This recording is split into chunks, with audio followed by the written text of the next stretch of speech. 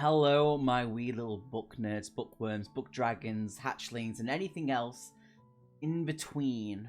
Welcome to the Bookworm. I am the Bookworm. If you're new here, my name is Noah, and welcome to the channel.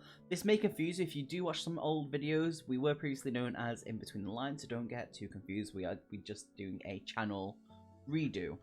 But yes, book hoard video. I'm excited about this. I didn't stray too far from the list. There's one book that I didn't intend to buy, and I did. And there's still, I think there's two books that I still need to buy from my list that I need to order from a different place. But, you know, it is what it is. But let's just dive into this. I'm very excited to show you what we've got for our little book hoard and see what you all think of this. Now, the first one is one that I read many, many years ago. I think it was out 2012, which is Throne of Glass. I was 12 years old when this came out. I remember reading it. I think I enjoyed it, from what I can recall. But I don't remember what it's about. I just remember I enjoyed reading it. I think there was like another one or two in the series that was roughly that I read as well. But we're just gonna read into this. I will probably butcher names and words on the back of this book even. So for anyone who's read this and goes, Noah, that is not correct, you let me know, and we'll just yeah. Anyway, Throne of Glass by Sarah J. Maas, who I did not know was the author of this, by the way. So enter the realm, unleash the darkness, live the legend. In a land without magic, an assassin is summoned to the castle. Selena? Sardothian. Oh my god. I don't know how people create these names then think people will be able to pronounce this correctly, because I can't even English well, and I am English. Has no love for the vicious king who rules from his throne of glass. But she has not come to kill him. She has come to win her freedom. If she defeats 23 murderers, thieves, and warriors in a deadly competition, she will be released from prison to serve as the king's champion. But something rotten dwells even in the castle, and it's there to kill. When her competitors start dying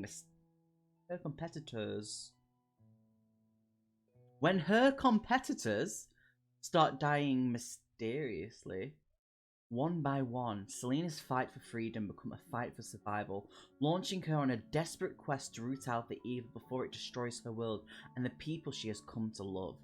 We got there in the end. So yes, that is the first book.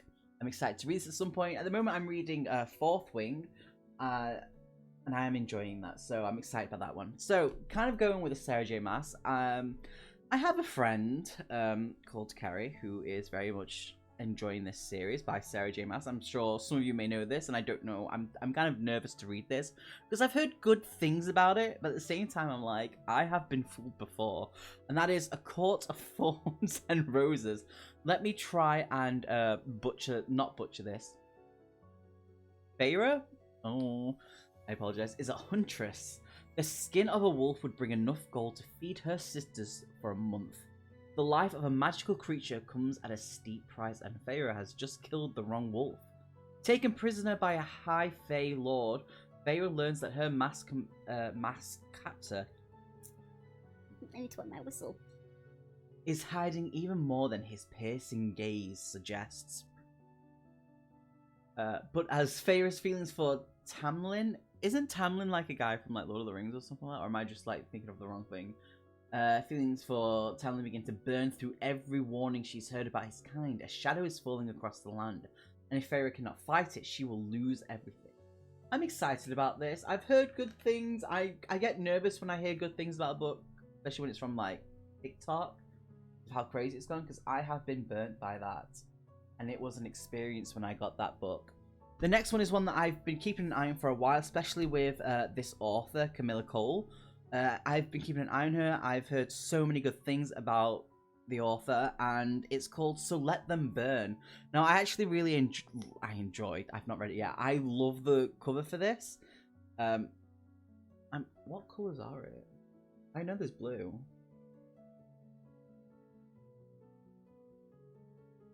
There's dragons on it. We like dragons. Anyway, it says, Baron Vincent can channel the power of the gods. 5 years ago, she used her divine magic to liberate her island from its enemies, the dragon-riding Langley Empire. But now Farron is all powered up with no wars to fight. She's a legend to her people and a nuisance to her neighbours.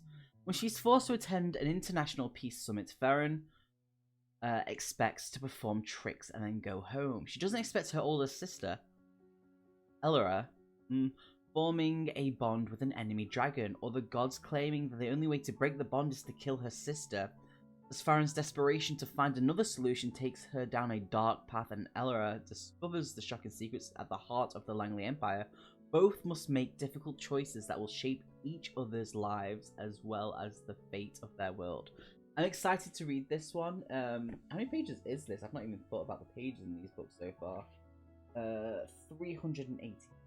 Yeah, 386. So I'm excited about this one. It's not a huge thick book, but I'm excited about that. So the next one, oh no, it's got a sticker on the front. It's actually been on offer. Oh no, I hate when books have stickers on them.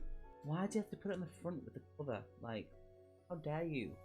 It was on offer for £5, so not too much. Originally $9.99, and it is Bride by Ali Hazelwood. Never read anything by this author, but I love the cover. So it says, Misery Lark, the only daughter of the most powerful vampire, councilman of the Southwest, is an outcast again. Her days of living in, oh my god, anonymity. I think that's how you say it. I can't pronounce words. I'm just going to assume that's how you say it. Anonymity. Among the humans are over, as she is being called upon to uphold a historic peacekeeping alliance between the vampires and their mortal enemies, the Wares, and sees little choice but to surrender herself in exchange again. Wares are ruthless and unpredictable, and their alpha, Lowell Moreland, is no exception. He rules his pack with absolute authority, but not without justice, and unlike the Vampire Council, not without feeling. It's clear from the way he tracks Misery's every movement that he doesn't trust her, if only he knew how right he was. Because Misery has her own reasons to agree to this marriage of convenience. Reasons that have nothing to do with politics or alliances, and everything to do with the only thing she's ever cared about, and she is willing to do whatever it takes to get back what's hers, even if it means a life alone in Were territory. Alone with the wolf. I got really sidetracked then. I'm sorry. Oh look, this other book was £5. It's got another sticker on it. I know book 2 has just recently come out, especially the special edition one. My girlfriend Jenny has just got. She's currently reading this. She's struggling a little bit, but she does have the second book. And I'm pretty sure a lot of you are reading it or have read it very recently, especially the second one. Because the second one, the cover-wise for that looks absolutely amazing. I don't know why I was looking at my mic as if you were there and I was talking to you. Godkiller by Hannah? This one, I like the cover. It's shiny, it has shiny bits, and it's got a deer on it with bits and stuff. So, as a child, Kissin saw her family murdered by a god. Now gods are forbidden, but they still wander the kingdom demanding worship and sacrifice. Kissin makes a living killing them and enjoys it, until she meets a god she cannot kill. Skady, I may be pronouncing that wrong, I probably am and I apologise, the god of white lies has bonded his soul to a young noble girl, and Kissin can't kill him without ending the girl's life. Kissin reluctantly agrees to travel to the ruined city of Blenredon to demand aid from the last wild gods. But the city of the gods is no place for a god killer. It sounds awesome. I just wish I could pronounce names. Now this one actually holds a place in my heart. I remember. My dad had quite a lot of the books as a collection. And it's been one that I've been looking for a while, and it just happened that it was in the shop, and I've not seen these in the shop before. I remember the covers specifically of these books, and this is why I knew this was one of them. And thankfully, this is book 1 of the series, and I know there's quite a lot. And it's by Anne McCaffrey, and it is Dragonflight, the First Chronicle of Pern. Now, I remember looking, like, I used to be obsessed with drawing dragons when I was a wee little shitling, right? But I remember specifically the covers on quite a few of the old books of them, and I used to copy them and draw them on like my little A4 paper. So that's all I used to spend my money when I was little. But I'm excited to read this at some point. I don't know when I'm going to get to it, but this is one of the ones that I've been looking for a while into shops. And a lot of people will be like, no, Why don't you just order it online? Well, let me tell you, I mean, I love ordering books online, but I like to like pick up the books, I like to feel it, I like to have a look at it, make sure everything's fine, I like to sniff them, because new books have an amazing smell. This one says, the men who rode the dragons were a breed apart. Chosen when the dragons were first hatched, they became soulmates for life with the huge, magnificent beasts they controlled, the green, blue, brown, and bronzes. Beautiful, terrible, the only creatures who could defend the planet Pern from the blood-red star. But without the queen, the dragons would become extinct. Only the gigantic golden queen could breed the new flight, and the queen was fading, dying, leaving behind one last huge golden egg. And I'm excited to read this. I'm so excited to read this, and I'm probably gonna end up like with just like the whole. I think there's like 20 books in this series, or they branch off into other like parts of the world and stuff like that. But I'm excited to read that. Extremely excited. It's been one that I've been wanting to look for a while. I'm trying to remember all the books that I remember seeing on my dad's shelf, and I know that was one. I'm not sure about the others, so it's going to be something along the same lines as that. This is, oh my god, this is by Christopher Paolini. I may be pronouncing that wrong, and that is Eragon, because the new books come out, and apparently I'm diving into my fantasy era even more. I've never read this book. Unfortunately, my knowledge of this book is from the movie, which had, it's so bad. I watched the movie again like a couple weeks ago, and it reminded me how bad it was. And the fact that it had Joss Stone in it, and I used to love Joss Stone as an artist. She's got a beautiful, amazing voice. And it was the fact that she was in it as like the blind fortune teller, and I was like, oh, Joss Stone is in it. It's always weird when that happens. But yes, Eragon. When Eragon finds a polished blue stone in the forest, he thinks it is the lucky discovery of a poor farm boy. Perhaps it will buy his family meat for the winter. When the stone brings a dragon hatchling, Eragon soon realizes he has stumbled upon a legacy nearly as old as the Empire itself. Overnight, he is thrust into a perilous new world of destiny, magic, and power. I don't know how many books are in this series. It's actually quite... I didn't think it would be quite a chunky book when I grabbed it. How many pages is it? 517 pages. Yeah, this is book 1, The Inheritance Cycle. So there's that one. This is one that I've been looking at for a while. I didn't even know this was a series, and this is by Marie Brennan. And it is A Natural History of Dragons, a memoir of Lady Trent. And I'm excited about this. It's one that I've been kind of eyeing for the past few months. And I didn't even know it was a whole series, because there's quite a few other books for this. So, from, oh my god, words I can't pronounce. Why is this a thing?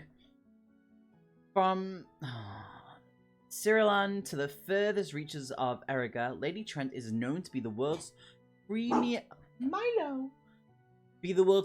dragon naturalist whatever it is, who brought the study of dragons into the clear light of modern science. Before she becomes the illustrious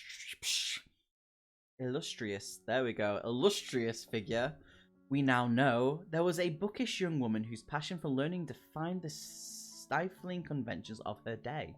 Here at last, in her own words, is the true story of pioneering spirits who risked her reputation, her prospects, and her fragile flesh to satisfy her scientific curiosity of how she sought true love and happiness despite her lamentable eccentricities. Oh my god, words! Why do you... Oh... Ugh. And of her thrilling expedition to the perilous mountain of Bystrana, where she made the first of many historic discoveries that would change the world forever. And I know there's quite a few other books as well. I'm sure there's one to do with serpents, drakes, and other things. Now, the next one is a book. I don't normally talk about these type of things on there. I'm a huge tabletop nerd. I'm a huge geek at that. And this is one that I've been looking at for a while.